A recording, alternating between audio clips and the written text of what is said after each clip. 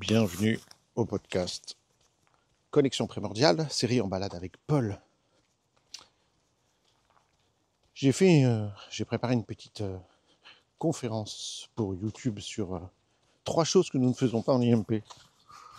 Je vais vous la partager. Alors évidemment, je vous encourage à la regarder, mais le format podcast me permet d'expliquer les choses différemment et de le dire de manière plus relaxe.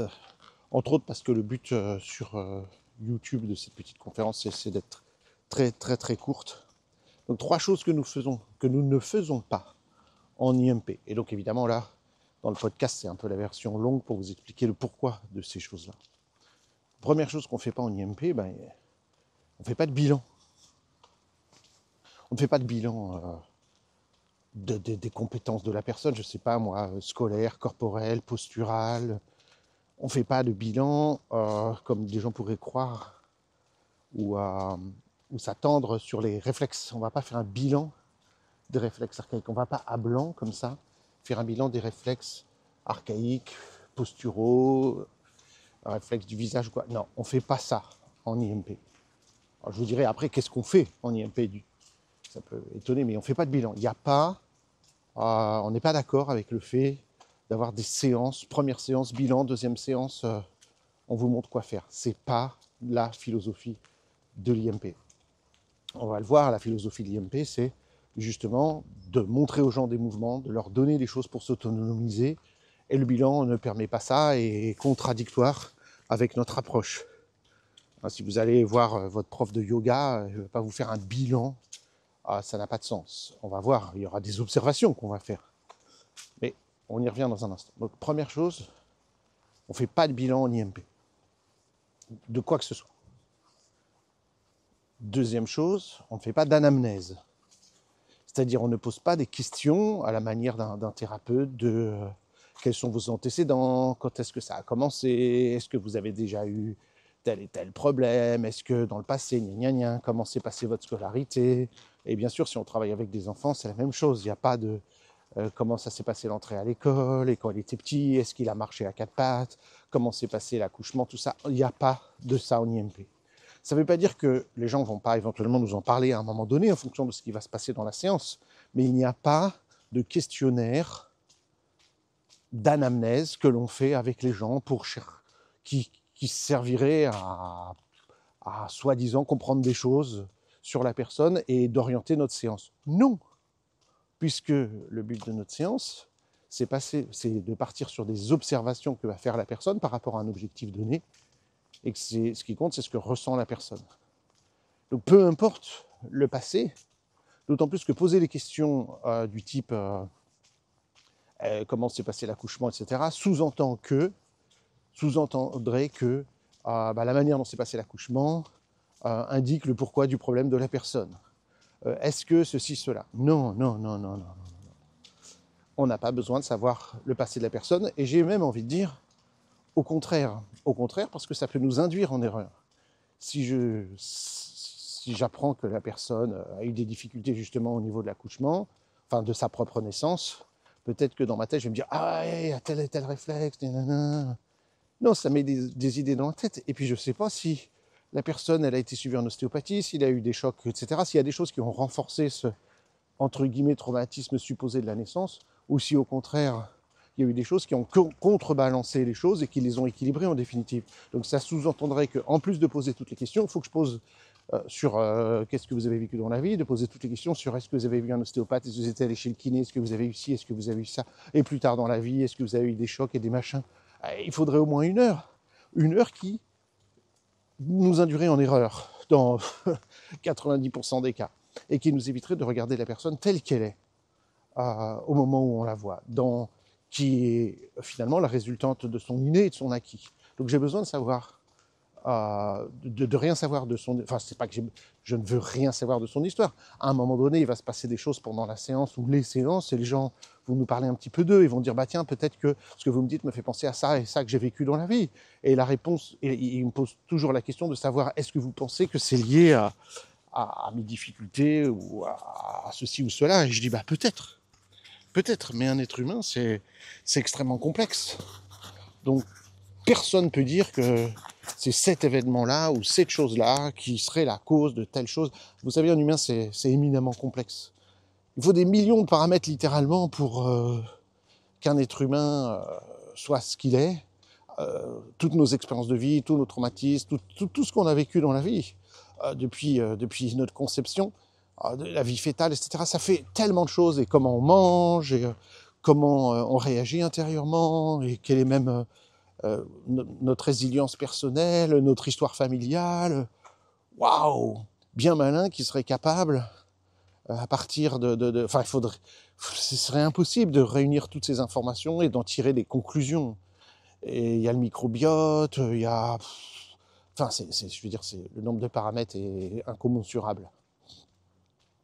Donc non, en IMP, nous ne faisons pas d'anamnèse. C'est contraire à notre philosophie. Entendons-nous bien, dans un but médical, une anamnèse est absolument indispensable, évidemment, mais ce n'est pas dans ce domaine-là que l'on se place. Il est évidemment indispensable pour le kinésithérapeute ou le médecin de savoir si vous avez eu des accidents, des chocs, telle ou telle maladie, si vous avez été opéré et tout, évidemment, parce que là on se place dans un domaine thérapeutique, et évidemment c'est indispensable pour le médecin de savoir tout ça, de savoir les antécédents, etc. On ne va pas traiter la personne de la même manière en fonction de tout un tas de paramètres, évidemment. Mais en IMP, nous ne nous plaçons pas dans un cadre thérapeutique et on ne va pas agir de cette manière-là. En IMP, on va faire justement des observations, fixer un objectif avec la personne et puis on part de là. Donc soyons sérieux et puis surtout, on ne met en place des stratégies que pour lesquelles on a une proposition derrière. Donc si on pose des questions sur l'histoire de la personne, etc., on sous-tend tout un tas de choses, on s'attend à un certain nombre de choses et finalement, par rapport à l'IMP, on se met dans l'erreur. Voilà. Troisième chose, c'est proche, que nous ne faisons pas en IMP, c'est demander aux gens quels sont vos problèmes, ou de faire parler les gens de leurs problèmes, ou même qu'est-ce qui vous amène, parce que les gens vont parler de leurs problèmes. Comme je viens d'indiquer, on ne se positionne pas comme thérapeute. On ne va pas s'occuper des problèmes de la personne.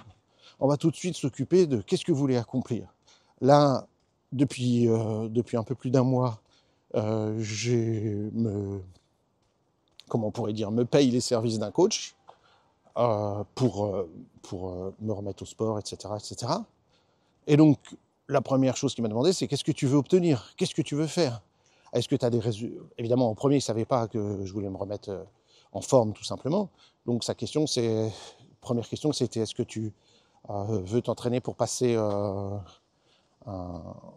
pour une performance sportive, etc. Alors là, c'est dans le cadre de la natation et de l'apnée. Il m'a dit, est-ce que tu...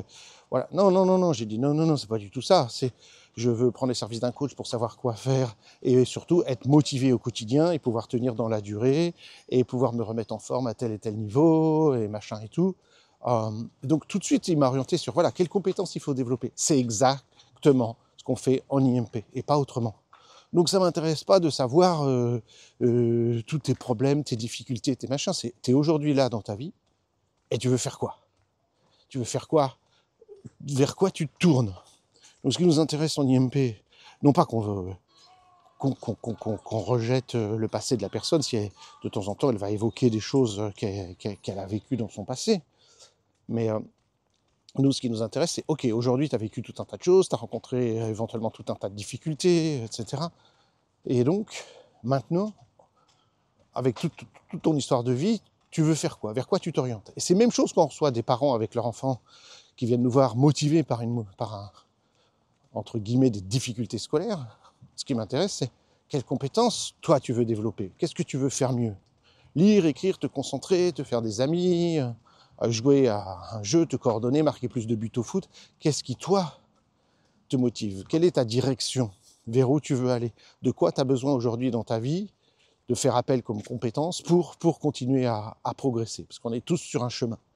Toi, c'est quoi tes objectifs? Moi, j'ai d'autres objectifs. Moi, je veux aller dans telle direction, etc. Donc ça, c'est majeur. Donc on a 3 choses que nous ne faisons pas en IMP. Un bilan, une anamnèse, et parler des problèmes de la personne. Donc qu'est-ce qu'on fait à la place? Première chose, on va fixer un objectif. Donc je viens de le dire, c'est qu'au lieu de s'occuper des problèmes ou de parler autour des problèmes de la personne, on va dire, Ok, moi, je suis comme un coach. Dites-moi ce que vous voulez atteindre. Dans quelle direction vous voulez aller? Évidemment, c'est une direction, on ne peut pas, ni même le meilleur des médecins ou chirurgiens peut garantir un résultat. Quand j'étais eu la chirurgie, neurochirurgie de mon dos suite à une hernie discale, donc c'est un neurochirurgien, ça rigole pas, bah, avant de vous, de vous faire opérer, bah, évidemment ça fait peur, et vous devez signer des papiers, entre autres avec l'anesthésiste et tout, qui vous dit que bah, y a toujours un risque de décès, hein, on ne sait pas, et que évidemment il n'y a pas de garantie de succès, on ne sait pas. Voilà, on sait que statistiquement, ça vaut la peine de le faire, statistiquement, mais il ne peut pas garantir à 100%, c'est impossible. On sait, on va aller dans ces directions-là. Le chirurgien va faire de son mieux, l'anesthésiste va faire de son mieux, toute l'équipe médicale va faire de son mieux. Puis après, le kiné va faire de son mieux pour nous aider à nous remettre debout et marcher et tout. Donc chacun va nous mettre dans la direction, mais après, c'est moi qui me suis levé et qui ai marché. Et puis génial. Donc ça, c'était pour faire un parallèle avec il n'y a jamais de garantie nulle part. Le coach, avec lequel je travaille là, il m'a pas dit, bah voilà, tu vas faire tel temps. Là, il m'a dit, bon, on peut espérer d'aller vers ça à peu près et tout, vu ton âge, vu ta condition physique, vu là où tu en es dans la vie. Je pense que d'ici 6 mois, 1 an, 3 mois, tu seras à peu près capable de faire ça. Mais il ne peut pas savoir. Puis j'ai fait les premiers entraînements, donc j'ai pratiqué toutes les semaines. Le programme qu'il m'a donné, voilà, 3 fois par semaine. Et puis, à chaque fois, on fait le point, chaque semaine, on fait le point. Deuxième semaine, puis il dit, ah, bah là, il y a tel domaine où les choses, ça se précise au niveau technique, au niveau endurance, au niveau apnée, au niveau ça. Donc, on va aller plus par là et par là. On va développer telle et telle chose pour que tu puisses atteindre tel et tel résultat. Mais c'est exactement notre démarche en IMP. On est de loin beaucoup plus proche d'un coach sportif que d'un thérapeute qui cherche à résoudre des problèmes. Tous les thérapeutes ne cherchent pas à résoudre des problèmes, entendons-nous bien. Hein. Donc la première chose qu'on fait, c'est fixer un objectif, une direction. Exactement comme le coach qui vous dit, bon, on travaille ensemble pour aller où? Pour faire quoi? Pour faire un marathon? Pour faire un 5 km? Pour faire un ultramarathon? Pour juste vous sentir bien dans votre corps? Qu'est-ce qu'on veut faire? Est-ce qu'il y a un objectif que vous cherchez à atteindre? Donc, dans mon cas, mon objectif, c'était remise en forme, me sentir bien dans ma peau, me sentir fort, musclé, être capable de... Moi, j'ai quand même des objectifs d'être capable de faire toute la piscine sous l'eau sans problème, de faire 3 minutes sans respirer, de retenir ma respiration pendant 3 minutes. Ça, c'est des petits objectifs que j'ai à plus ou moins court terme. Donc, j'ai déjà réussi à faire... une longueur de piscine entière sous l'eau sans prendre ma respiration, et au-dessus de l'eau aussi d'ailleurs, ce qui est plus dur. J'ai réussi à faire 2 minutes 20, je crois, c'est mon record sans respirer, alors que la première fois, j'étais à 1 minute, donc je suis passé de 1 minute, évidemment je connais aucune technique ni rien, puis tout d'un coup j'apprends des techniques, et tout d'un coup à 2 minutes 20. Alors on pourrait dire, t'as pas atteint ton objectif, non, mais je suis dans la bonne direction. Est-ce que pour obtenir ces 40 secondes supplémentaires, il me faudra 1 semaine, 1 mois, 1 an? On ne sait pas. Parfois, des sportifs de haut niveau, ils s'entraînent des années pour gagner 1 mètre, 1 seconde. Ça dépend de quel sport on parle, etc. Donc, première chose qu'on fait en IMP, c'est se donner une direction, fixer un objectif. Pareil avec les enfants, pareil avec les adultes, pareil avec les personnes en situation de handicap. Quelle est ta prochaine étape? Qu'est-ce que tu as envie de faire? Qu'est-ce que tu voudrais... Voilà. Soyez bien conscient que la personne en situation de handicap, elle ne va pas dire je me lève et je marche. Elle ne va pas dire ça. Elle va dire voilà, en ce moment, il y a ça et ça et ça sur lequel je travaille avec mon ergothérapeute, avec ma psychomote, avec mon kiné. Et donc là et là, j'ai besoin de trouver des ressources pour. Ok. Regardons ce que nous, on peut faire avec nos outils en IMP. Voyons les mouvements qu'on va pouvoir faire avec toi en complément de ce que tu fais avec ton kiné, ton orthophoniste, etc., etc. Une première chose, fixer un objectif. Une fois qu'on a fixé cet objectif, on va pouvoir passer à la deuxième chose qui est des observations. Et j'ai envie de dire des auto-observations. C'est-à-dire que je vais demander à la personne d'effectuer un certain nombre de mouvements basés sur des schèmes primordiaux, basés sur la compréhension des réflexes archaïques et le développement humain, donc de partir de la motricité réflexe, c'est-à-dire la base de la pyramide, le fonctionnement le plus archaïque, initiale, fondamentale qu'on puisse avoir. Donc de partir de là, d'observer ce qui se passe. Est-ce que j'ai accès à ces différents schèmes qui devraient tous être là chez un adulte, chez un enfant, enfin qui devraient tous être là une fois qu'on a passé l'âge d'1 an, quoi, en gros. Si on travaille avec un bébé, on travaillera différemment. Mais est-ce que j'ai eu accès? Est-ce que, pour employer notre jargon, j'ai intégré tous ces schèmes neurosensorimoteurs? Est-ce que j'y ai accès? Que je veuille être plus performant au niveau du golf, que je veuille écrire mes lettres plus joliment, que je veuille aller voir mon patron pour demander une augmentation, que je veuille être plus... peu importe quoi, danser, chanter, grimper, sauter, apprendre des choses. Est-ce que j'ai accès à tous ces schèmes-là? Donc ce qu'on va faire, c'est pas que nous, on va faire un bilan qui regarde la personne et qui dit là c'est bon, là c'est bon, là c'est pas bon. C'est qu'on va demander à la personne qu'est-ce que vous ressentez quand vous faites ce mouvement-là? Qu'est-ce qui se passe en vous? Comment ça bouge dans votre corps? Est-ce que vous êtes à l'aise avec cette gestuelle ou pas trop? Si je suis à l'aise avec cette gestuelle, ça veut dire que je l'ai acquise, qu'elle a joué son rôle et que j'ai accès à cette gestuelle, évidemment. Si en revanche je suis pas à l'aise avec cette gestuelle, avec ce schème, avec ce mouvement, c'est que il reste à explorer. Il va falloir l'explorer un peu plus pour avoir accès à la compétence associée à ce schème. Et c'est tout ce qu'on va faire. Nous, évidemment, on va faire des observations extérieures à la personne, on va regarder, et puis on va lui dire, tiens, je vois ça et ça et ça, et vous ressentez quoi? Et on va se mettre en accord l'un avec l'autre. Moi, je vois ça, et vous ressentez quoi? Alors parfois, moi, je vois quelque chose qui m'a l'air pas totalement acquis, et la personne ne le ressent pas comme tel. Et d'autres fois, la personne, moi, je vois que ça a l'air parfait de l'extérieur, et puis elle le ressent pas comme ça. Donc ce qui compte toujours, c'est le ressenti de la personne. Et puis c'est de voir si à un moment donné, mes observations extérieures et le ressenti de la personne sont en accord. Donc ça, c'est la deuxième chose qu'on va faire, les observations. Puis la troisième chose qu'on va faire, c'est quoi?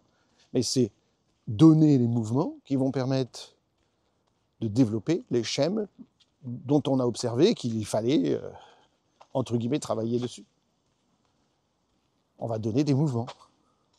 Ça veut dire que la personne va ressortir de la séance d'IMP avec ce que j'appelle être un programme moteur personnalisé. Alors ça fait peur comme ça, on se dit, voilà, programme moteur, ça va être compliqué. C'est vrai que mon coach, il me donne 3 fois 1 heure, un peu plus d'1 heure par semaine, mais là, c'est pas du tout ça qu'on va demander en IMP. C'est tous les jours, entre 1 et 3 minutes, voire 5 pour les personnes les plus motivées, tous les jours. 1 à 3 minutes. Donc évidemment, pendant la séance d'IMP, une fois qu'on a fixé l'objectif, une fois qu'on a fait nos observations des différents schèmes, en lien avec l'objectif, évidemment, c'est toujours ça qui va être important. C'est pas dans l'absolu, c'est comment ces différents schèmes agissent par rapport à cet objectif-là, cette direction que je me donne, que la personne se donne. Et en fonction de ça, je vais lui faire des propositions de mouvement. Je lui dis bien des propositions.